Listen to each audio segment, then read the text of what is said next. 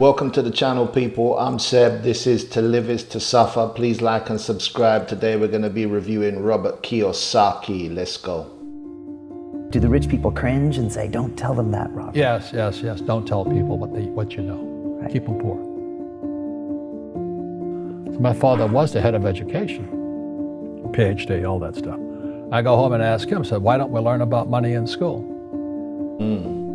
And he looked at me and says, because the government doesn't let us teach that subject. Right. The government tells us what we can teach and what we can't teach. And I thought that was strange. And I said, but aren't we going to school to learn about money? He says, no.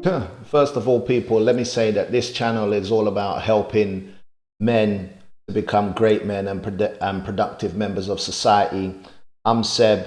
The only toll that I ask you to pay to cross the bridge is to hit that like and subscribe button. Today we're reviewing Robert Kiyosaki. This is one of the people that actually helped me to become very wealthy with his first book, Rich Dad, Poor Dad. If you guys don't read books anymore, but if you did, go watch go read the book. If not, go watch some YouTube clips on Robert Kiyosaki with Rich Dad, Poor Dad. He will teach you about assets versus liabilities. I will also teach you about assets versus liabilities on this channel, on the pathway to helping you to become wealthy, great men, being the best, the absolute best that you can be. Let's get going. Your job is to get a job.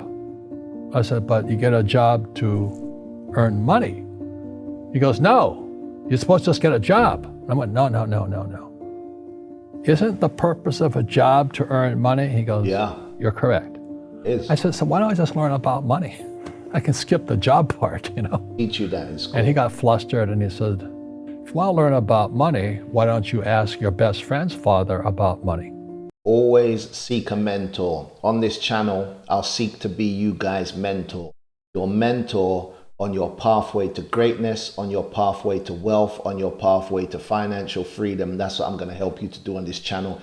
The problem that we are going to solve right now, yeah? And I said, why? That's Mike. So I asked him. He says, because Mike's father is an entrepreneur. And I said, what are you? He says, I'm an employee. I'm a government employee.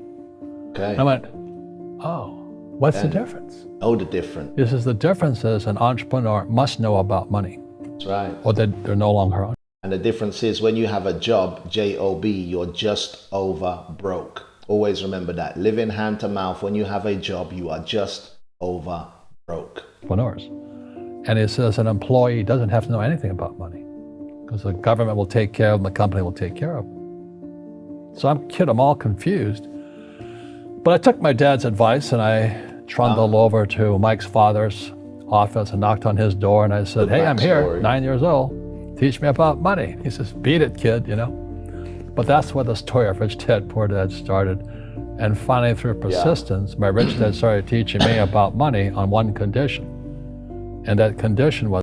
I too had a Rich Dad, Poor Dad scenario. I'll explain that to you later down in some further videos when I start to flesh out what I'm doing on this channel. But I too definitely had a Rich Dad, Poor Dad scenario. And it 100% worked out because I'm absolutely financially free and wealthy and independent of the system right now. He would never pay me. He says, the moment I pay you, my rich you dad think paid like an me. employee. He paid says, me. that's the trap. Peanuts, but he paid me. Entrepreneurs work for free. I get it. And now I'm 9 years old, my head's cracking in half. He says, you never want a paycheck. You understand that, kid? I said, okay. Don't chase money, people. Chase excellence. That's what I do. All I do is serve people, deliver excellence. That is my North Star. Chase excellence, and the money is a residual effect of excellence. And if you're chasing excellence, what kind of money do you think you'll get? You'll get excellent money because that's what comes. That's the residual outcome of chasing excellence. But never chase money. Chase money and people know that you'll always be chasing a paycheck. They'll always dangle that carrot in front of you of just paying you just enough to hold you in that square box 8 hours a day. Chase excellence, people. I got it. And he says, well, how do I make money? He says, that's what entrepreneurs figure out. It's like, so how do I learn about money? So he would just break out a Monopoly game board. So I would work for free. I'd pick up cigarette butts, and he had hotels and restaurants, and I would clean and do menial tasks. And as I got older, I started getting into office work and marketing and accounting, and I was an apprentice basically. But I always worked for free. Yeah. And he would teach me about money. But the way he taught me about money was playing Sorcerer's Monopoly. apprentice. And finally one day I got upset. I said, well, when are you going to teach me about money? He says, what do you think we're doing? We're playing Monopoly. He goes, no.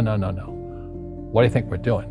Should buy Monopoly. We're playing Monopoly. He says, what do you think we're doing? So I don't know. I'm teaching you about money. That's right. And then that's when, you have one greenhouse. He says, there's many formulas for great success in money. There's thousands of them. One of the best ones found in the game of Monopoly. It still is today. 4 greenhouses, 1 red hotel. I said, what? 4 greenhouses, 1 He red says, hotel. one of the greatest ways to acquire great wealth is playing Monopoly in real life. 4 greenhouses, 1 red hotel. That's right. Well, is that all there is? He goes, that's it. 4 greenhouses, 1 hotel. And he says, what do you think I'm doing? And I went, I don't know. So then he took me out and he showed me his greenhouses. That's right. And 10 years later, when I agree. Like 4 greenhouses turn them into 1 hotel is true. I've built an estate, and it kind of works like that. You build one house, you build another house, you build another house, and then when you look, you've got 4 greenhouses, and then it turns into an absolute massive estate. It is true. When I was 19, I was now in school in New York, and I come back to Hawaii, and Rich Dad had bought the biggest piece of land smack dab in the middle of Waikiki Beach. And when you go to Waikiki Beach today, you see the Hyatt Regency Hotel. Yeah. That was his hotel. Just like the game of Monopoly. Just like the game of Monopoly. Acquired assets, and they became bigger assets. He just Bigger kept and it was called an assemblage, because that property wasn't that big That's the key word, assemblage. Assemblage is the key word. at that time. So he had to buy out all the small guys, because Waikiki was a little dirtwater little town. So he'd buy out this shop owner and buy that shop owner. And it took him a while, but he finally assembled this large piece of property. Buy out the bar, rude boy. Buy out the bar. And then he and Hyatt put up this giant hotel. It just sold for $800 million. Wow. So that's how I learned about money. Billion. That is a good story, Pete. Let's keep going. I've had financial crashes. I've had people stab me in the back. Oh God, yeah. But they're all good because I grow from it. Every piece of betrayal you grow from. There is no growth without pain. Before the muscle can grow, the muscle has to tear. The muscle does not grow without ripping and tearing. You have to injure your body before your body can grow. You have to injure your mind before your mind can grow. You have to feel the injury of betrayal. That knife, that hot knife stabbing you in your back. You have to feel that before you can grow emotionally stronger, people. Always remember that. That's spirituality. Right? People who are afraid of making mistakes, like they teach in school, they don't ever grow. Because spirituality is there's good and there's bad. There's right and there's wrong. There's yin and there's yang. If you ever know the symbol of yin and yang, the black symbol that looks like a panda, half black, half white. People don't really study that symbol. But when you look into the symbol of yin and yang, I want you guys to Google it, yeah? Before I explain the symbol, please like and subscribe. The only toll that I ask you to pay to cross this bridge is to hit that like and subscribe button. That's all I ask you to do to help you becoming on that journey from boys to men and men to great men. That's the problem that we're trying to solve here, to help you become wealthy and financially free. But let me get back to those of you in the cheap seats. The symbol of yin and yang is half black and half white, but most people don't have a keen eye for detail to understand that inside the black half of the yin, there's a little dot of white. And inside the white half of the yang, there's a little dot of black. And that means even people who are really bad, which you would say the black side, there's still a little bit of good in them. And even people that you think are really good on the white side, on the light side, there's still a little bit of bad in them. And then flip it.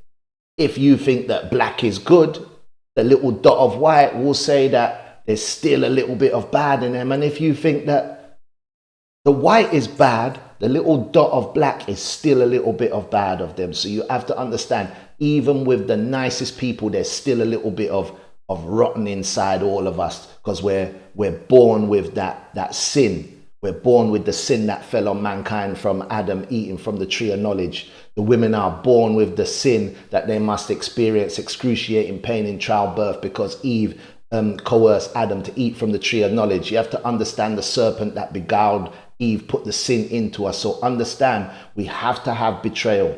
We have to feel pain in life. That is just the sin that falls on us, on mankind. We have to have that pain to grow. Up and there's down. Most people only want to be right. They only want to be positive. Well, you can't have that. That's not reality.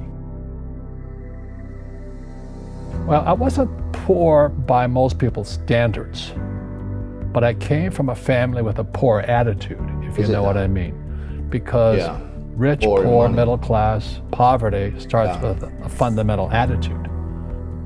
Poverty is passed on. It's taught in your families. Digestives. And middle class is taught in families. And so the people right now who are sitting at home, who are struggling financially or worried about money or unhappy, they may be making a lot of money, but unhappy with what they're doing. Unhappy, It was probably taught to you. You know, your super ego was taught, get a job, work hard, or you'll never be rich, or the rich are evil, or that's the formula. Whatever. The school system will never teach you about money.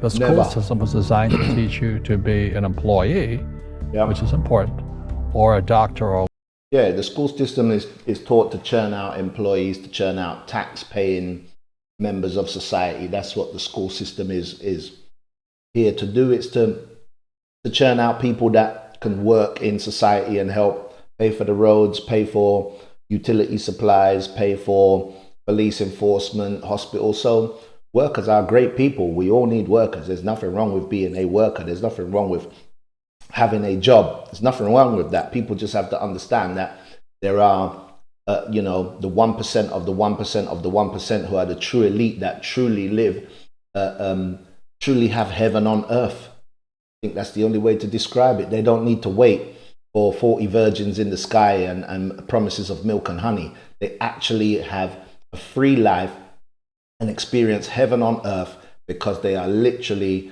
the 1% of the 1% of the 1%, and they work really hard and they're really disciplined and they beat the system.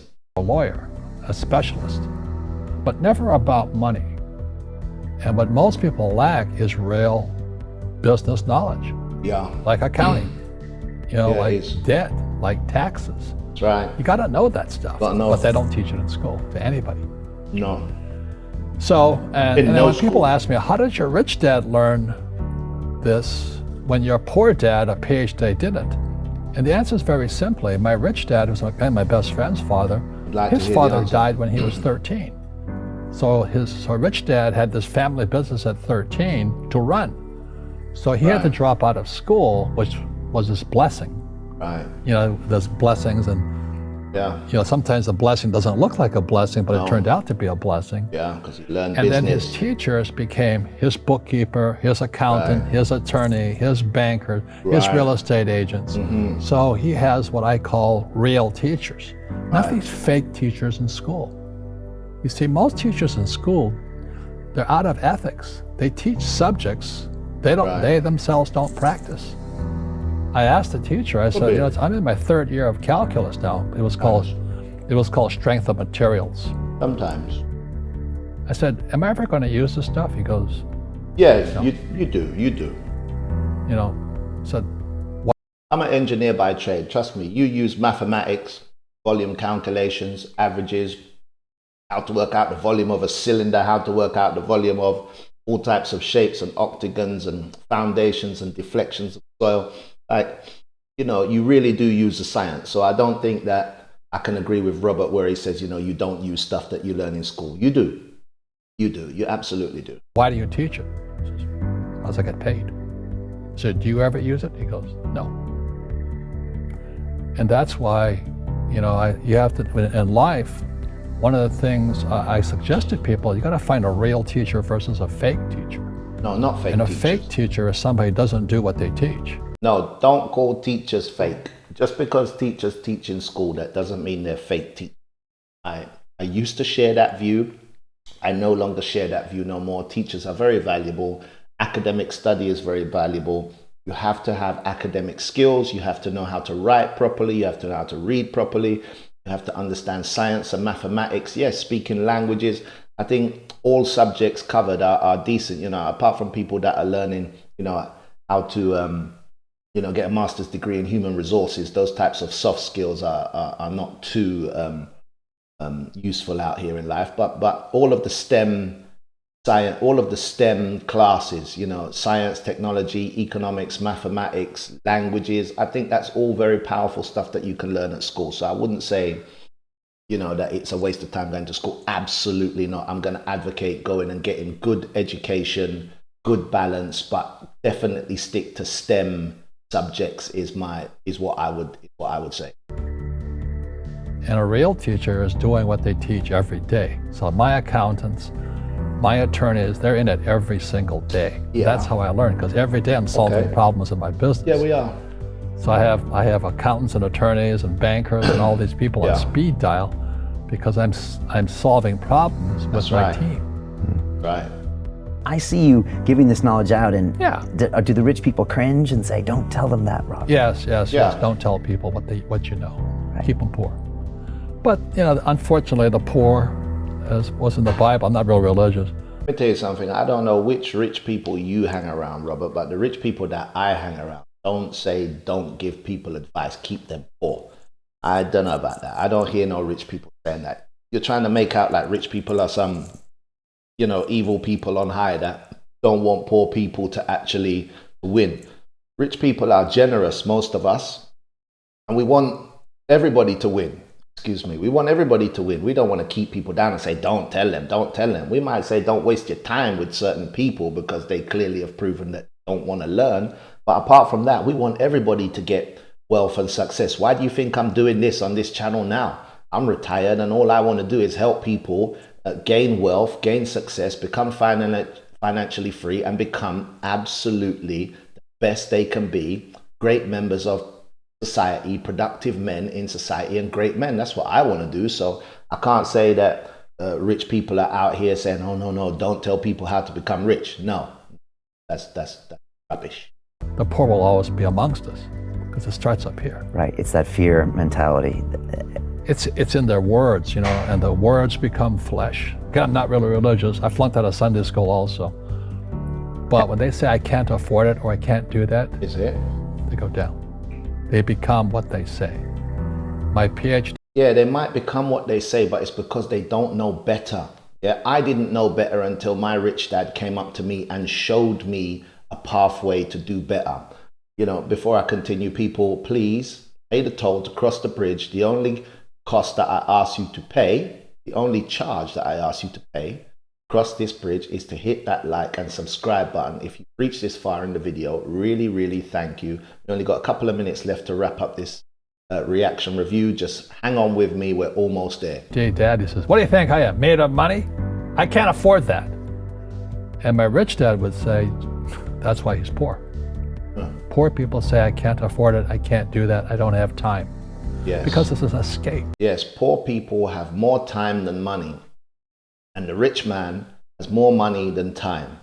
So poor people would rather give up what they have a surplus in, which is time, and hold on to what they have a reduced amount of, which is money. And the rich man, most rich people have taken a lot of time in their life. Like me, I'm a 25-year overnight success before I could retire.